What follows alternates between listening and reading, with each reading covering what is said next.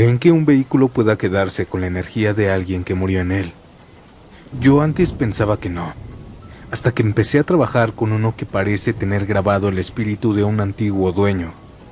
Me llamo Alberto, tengo 42 años y trabajo como operador de tráiler desde hace más de 15 años en una empresa de transporte de carga en San Juan del Río, Querétaro. He viajado por todo México, Monterrey, Chiapas, Veracruz, Tijuana, y he vivido muchas cosas en la carretera, pero ninguna tan aterradora como lo que ocurrió con la Unidad 47, un tráiler que todos en la empresa evitaban a toda costa. La Unidad 47 no era nueva, era un Kenworth rojo, modelo 2008, que la empresa compró de segunda mano hace varios años. Según nos contaron, había sido chatarra tras un accidente en el que murió su operador, un muchacho joven de 25 años llamado David.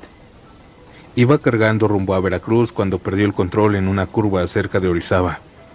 El tráiler se volcó, se incendió y David murió atrapado en la cabina. La empresa compró los restos, reconstruyó la cabina y reparó el motor. A simple vista quedó como nuevo, pero para todos nosotros, ese tráiler estaba maldito. Desde que entré a trabajar en la empresa, ya se hablaba del tráiler 47. No era solo una historia. Todos los choferes lo conocían y todos contaban lo mismo. Ahí espantan, decían. Al principio no lo creía, hasta que un día me tocó manejarlo por primera vez. Apenas abrí la puerta de la cabina y sentí un frío raro, como si el aire estuviera cargado. El interior olía distinto a los demás camiones, una mezcla entre humo y aceite quemado. Novio no le di importancia y salí rumbo a Puebla. Esa noche en plena autopista fue la primera vez que lo sentí. Eran cerca de las 2 de la mañana. Yo manejaba por la autopista México-Puebla, escuchando música, cuando de repente la radio se apagó sola. Pensé que había sido una falla eléctrica, pero a los pocos segundos volvió a encenderse. Sin embargo, no estaba en la estación que yo había dejado. Estaba sintonizada en un canal que solo emitía ruido blanco, y entre todo ese ruido, escuché claramente una voz que salía y decía: "Me estoy quemando". Una psicofonía clara. Casi me salgo de la carretera del susto. Detuve la unidad en el acotamiento y la apagué.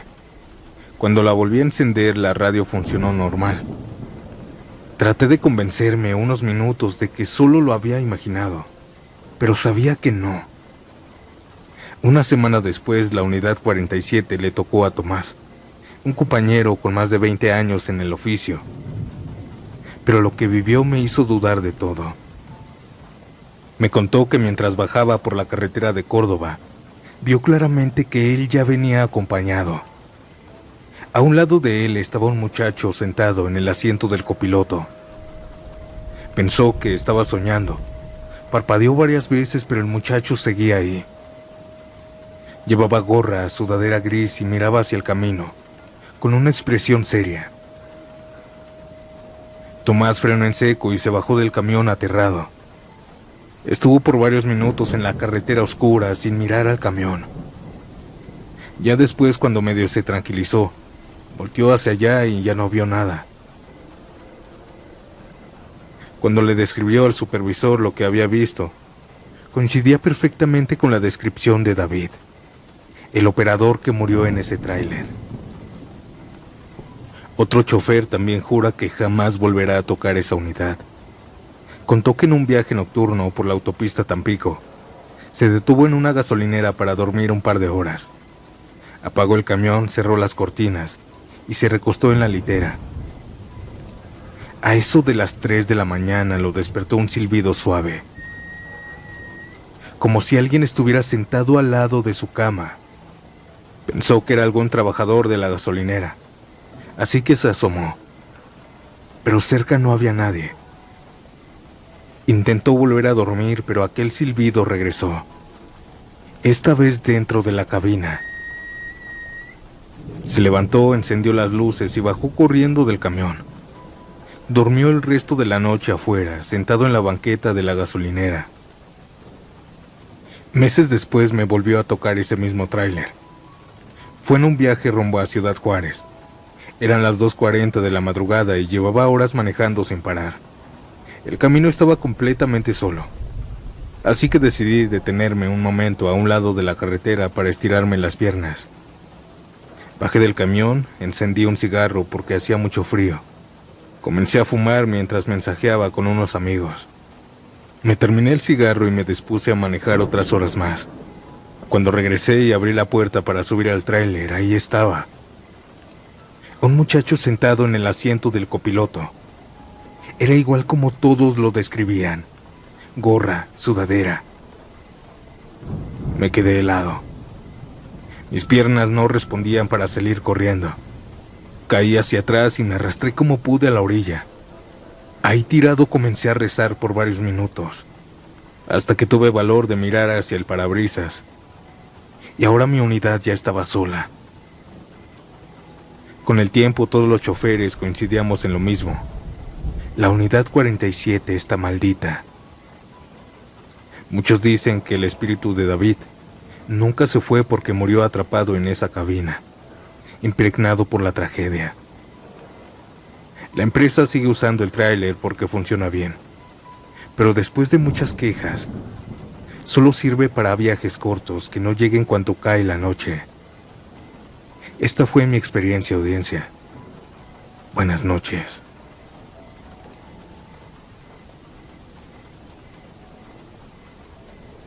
Audiencia, con esta historia comenzamos el episodio número 4 de Relatos Paranormales con cosas de segunda mano. Cosas que tienen un pasado y que tal vez aún siguen estando atadas a sus antiguos dueños. Ahora vayamos con otra historia. Esta es un poco larga, pero vale completamente la pena por todos los sucesos paranormales que vivieron estas 3 personas. Continuemos.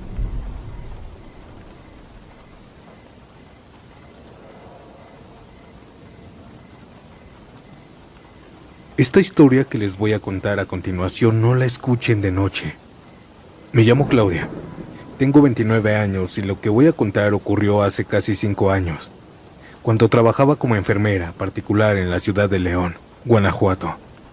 Durante más de un año cuidé a una mujer de la tercera edad llamada Emilia, una señora viuda con problemas de movilidad y presión, que necesitaba atención constante. En la casa no vivía nadie más, porque sus hijos residían en otros estados. Por eso yo prácticamente pasaba toda la semana ahí, de lunes a viernes, las 24 horas del día. Solo descansaba los fines de semana. Mi trabajo era encargarme de sus medicamentos, acompañarla a sus consultas, ayudarla a caminar dentro de la casa y dormir en la habitación de al lado por si surgía alguna emergencia en la madrugada. También trabajaba con nosotros Rosa. Ella era la trabajadora doméstica. Tenía 52 años y llevaba más de 10 años trabajando con la familia. Su función era encargarse de la limpieza, la ropa y la comida. Llegaba a las 6 de la mañana con sus llaves y se marchaba a las 6 de la tarde. Así que casi todas las noches la casa quedaba únicamente con Emilia y yo. Y fue en medio de esta rutina tranquila y sin sobresaltos que todo comenzó. Todo comenzó con la llegada de una simple silla mecedora. Los hijos de doña Emilia llegaron una ocasión. Pensaron que sería una buena idea comprarle una mecedora para que descansara mejor durante las tardes. La encontraron en un mercado de antigüedades y la llevaron a casa un viernes por la tarde. Era de madera, gruesa, de estilo antiguo, con el respaldo alto y un barniz ya desgastado por el tiempo. La colocamos en la sala de estar, frente a una ventana grande, por donde entraba el sol. Desde entonces se volvió la silla favorita de Emilia. Yo misma la sentaba ahí cada día después de comer. Entre las 2 y 3 de la tarde hasta las 7 de la noche se quedaba ahí dormida, o a veces leía libros o alguna revista. Luego ya la ayudaba a subir a su habitación para que durmiera bien por la noche. Algunas veces cuando ella ya estaba dormida, yo mismo me sentaba en esa mecedora a descansar tras largas jornadas laborales. Todo parecía perfectamente normal, hasta que empezaron las cosas extrañas. La primera vez que noté algo raro fue una mañana cualquiera. Eran cerca de las 7 de la mañana cuando bajé a la cocina a desayunar. Rosa ya estaba ahí, sirviendo el desayuno. Al verme entrar me dijo entre risas, algo preocupada: «Ahora sí no dormiste nada». Me extrañó su comentario. Le pregunté por qué lo decía. Me respondió que cuando llegó a las 6 de la mañana, la mecedora estaba moviéndose sola, como si alguien acabara de levantarse. Le aseguré que no había bajado en toda la noche y que doña Emilia tampoco se levantaba sola porque necesitaba ayuda para caminar. Decidimos no prestarle atención, pero esa fue la primera señal. Con los días los incidentes se hicieron más frecuentes. A veces estábamos las tres, doña Emilia, Rosa y yo, en la cocina comiendo en pleno día, cuando de repente se escuchaba el rechinar suave de la mecedora. Ese sonido típico. «Debe ser el viento», dijo Rosita la primera vez. Pero luego se repitió día tras día, momento a momento. El sonido era tan claro que podíamos jurar que alguien se estaba balanceando en la sala. Pero cada vez que íbamos a ver, la silla estaba completamente quieta. Esto empezó a ocurrir varias veces al día.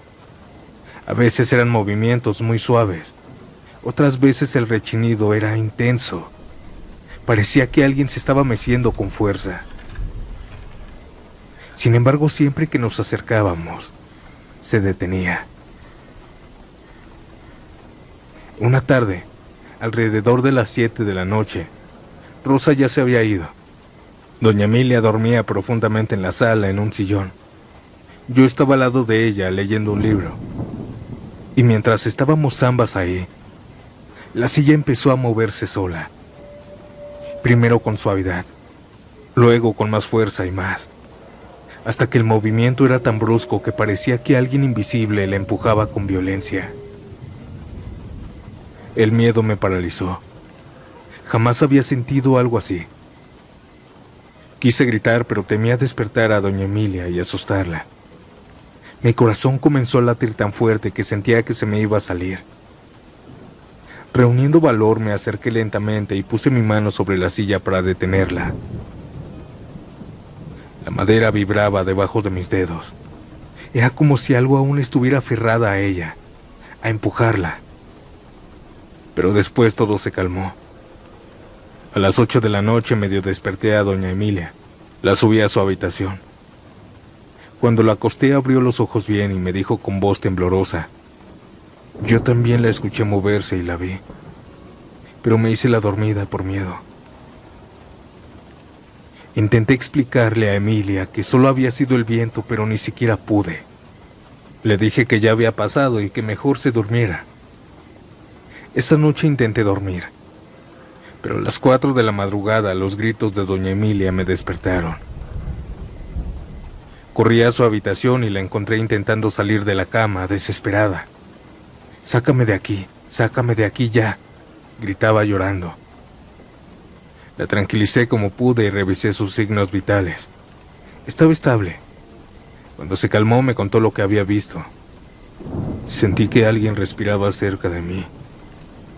Abrí los ojos y había una mujer acostada a mi lado, sonriendo. Era vieja, con la ropa tan sucia que parecía negra. Esa noche, al igual que todas, no había nadie en la casa. Eso que me dijo ella me dejó aterrada. Pasaron los días, y el ambiente de la casa se volvió pesado por las noches. En el más profundo silencio escuchaba claramente cómo la mecedora se movía sola o se arrastraba por el piso. A veces la encontraba ligeramente desplazada por las mañanas. Intentaba convencerme ciegamente de que no existían los fantasmas. Hasta que una madrugada no podía dormir y bajé a la cocina por algo de comer. Apenas puse un pie en la escalera y escuché el movimiento lento de la mecedora. Bajé con cuidado, temblando de miedo, y al asomarme a la sala la vi. Era una anciana sentada en la silla, pero no era doña Emilia. Esta era más bajita, más regordeta, con el cabello despeinado y un vestido viejo y mugroso. Se mecía con calma en la oscuridad, como si estuviera viva. ¿Quién es usted?, pregunté con voz temblorosa. No me respondió. En lugar de eso, empezó a mecerse con tal fuerza que parecía que iba a romper la silla. Aterrada, gritando, me acerqué al apagador con las piernas temblorosas. En cuanto encendí la luz, aquella mujer de la mecedora desapareció en la oscuridad. Pero la mecedora seguía moviéndose sola. Ahí fue cuando comprendí que todo había empezado desde que llegó la silla. Desperté a doña Emilia y le conté lo que había ocurrido con lágrimas en los ojos. Me confesó que ella también la había visto varias veces, pero que no quería que la tomara por loca. Esa misma madrugada decidimos terminar con esto. Como pude, arrastré la silla hasta la banqueta de la calle. La dejamos ahí, sin mirar atrás. A la mañana siguiente ya no estaba. Alguien se la había llevado. Hasta el día de hoy no sé quién o qué se manifestaba en la silla. Solo espero que quien la tenga ahora nunca tenga que pasar por lo que nosotras vivimos. Porque cuando algo del más allá se aferra a un objeto, el miedo que provoca no se olvida nunca.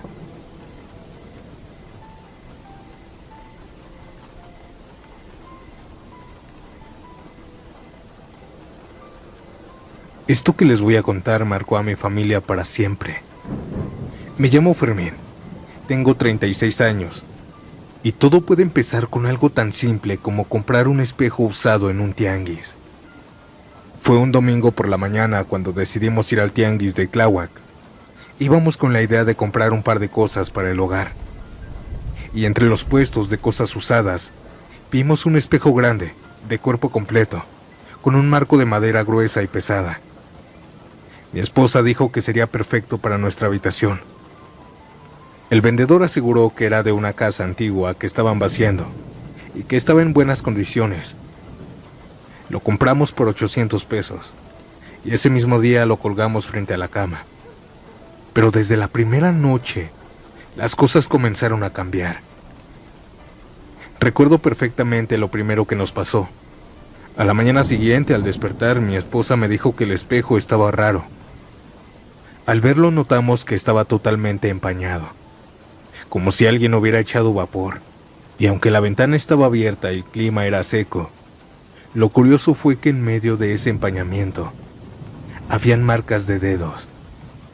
No eran nuestras, porque ninguno de los dos lo había tocado desde que lo colgamos. Pensamos que quizá fue nuestro hijo, pero al preguntarle nos dijo que no, que ni siquiera había entrado a nuestro cuarto. No le dimos importancia, lo limpiamos, pero pasó de nuevo. Una noche al acostarse a dormir, mi esposa notó que el espejo estaba empañado otra vez. Pero esta vez no solo eran marcas. Al acercarse vimos claramente una palabra escrita con el dedo: ayuda.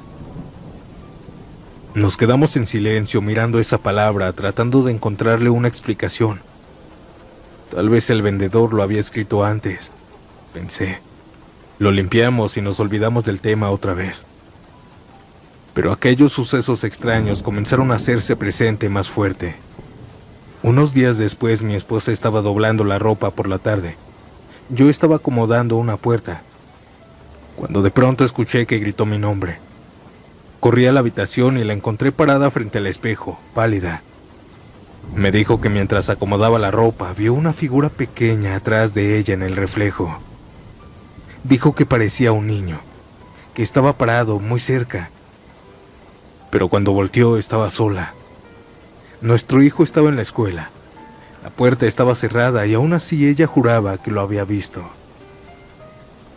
Esa noche no pasó nada más. Pero a partir de entonces ambos empezamos a notar pequeños movimientos de objetos cercanos al espejo. cepillos que aparecían en el piso, la crema que mi esposa dejaba en el buró. Estaba tirada en otra parte del cuarto, como si la empujaran desde ese lugar. Una madrugada, mientras dormíamos, escuchamos unos golpecitos secos en el cristal. Era como si alguien lo hubiera tocado con el dedo desde adentro.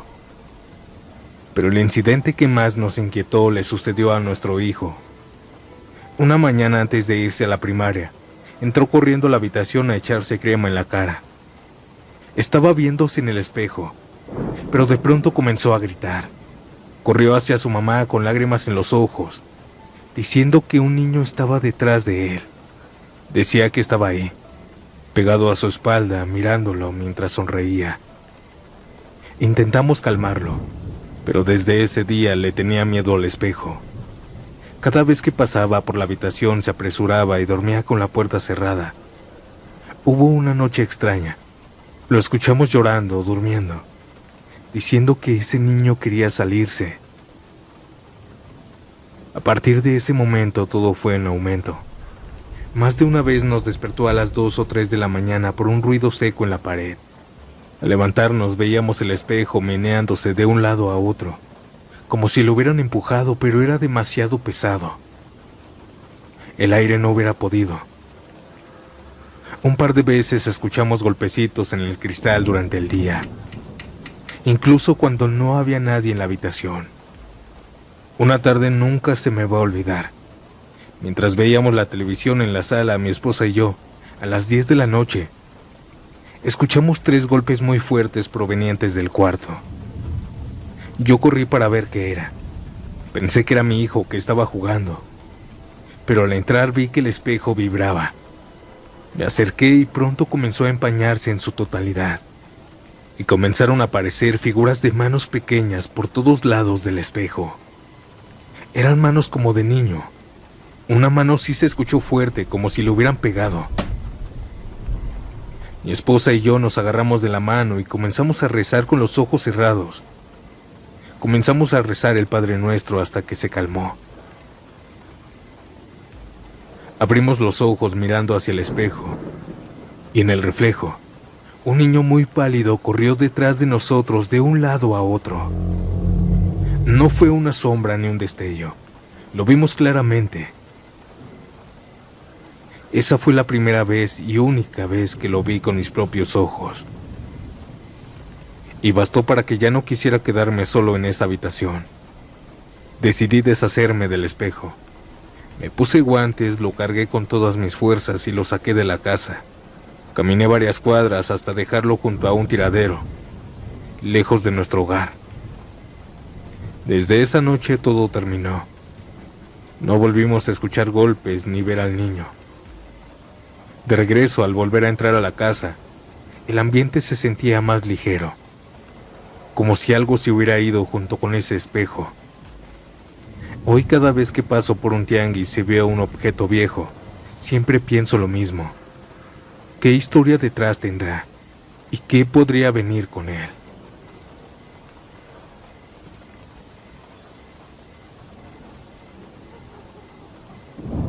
Antes de terminar este episodio, comenta la hora en la que escuchas Estación Siniestra y desde dónde.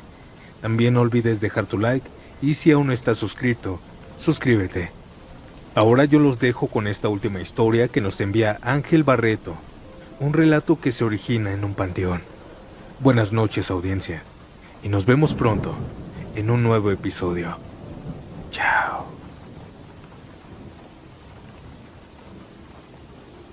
No acostumbro a contar esta historia, pero ya considero que es hora de que lo haga sin filtros ni tapujo alguno. Tengo 33 años actualmente y vivo en Montevideo. Corría el año 2009. Tenía 17 años. Ese día recuerdo ir con mis amigos a la plaza temprano para jugar al fútbol. Siempre acostumbraba a ir aprovechando el tiempo y el buen clima. Pasé un rato largo y emprendimos el retorno a casa. Pasamos por la casa de un tipo que estaba limpiando su garage. Es imposible la cantidad de alcohol que nos obsequió. Nunca había visto tanto alcohol junto. Esa fue la primera señal de mala espina. pues el día se desarrolló sin sobresaltos. Llegó la noche, y previo a eso habíamos quedado con 3 de mis amigos para ir a la Rambla Costanera a beber y estar ahí. Fuimos y estuvimos bebiendo hasta las 4 de la madrugada. Cuando intentamos devolvernos a nuestro barrio, nos percatamos de que la calle estaba cortada. Vimos que la única forma de volver era pasar por el cementerio. Ahí fue increíble lo que vimos. Al adentrarnos y caminar por ahí, vimos a un tipo de 2 metros, todo vestido de cuero negro, que nos asustó y nos persiguió buena parte del camino. Lo alarmante fue que de un momento a otro nos tuvimos que separar y habíamos quedado en reunirnos en nuestro lugar de siempre. Pero solamente habíamos llegado 3. Pasaron los días y nuestro amigo no aparecía. Recién a la semana supimos de nuestro amigo. Estaba internado grave, pues tenía muchas laceraciones y muchísimos hematomas en el cuerpo. Parecía que lo habían torturado. Tiempo después él empezó a recordar dicho suceso. Pasaron años en los que nos armamos de valor y fuimos a buscar a esa cosa, pero nunca la encontramos. No les voy a negar que me sigue dando cosa el tema, pero ahora de adulto sigo saliendo de noche y no salgo cómodo. Hoy por hoy le tengo mucho respeto a la vida y a las energías. Soy de los que ahora confía ciegamente en las sensaciones del cuerpo. Si algo huele mal, por algo será.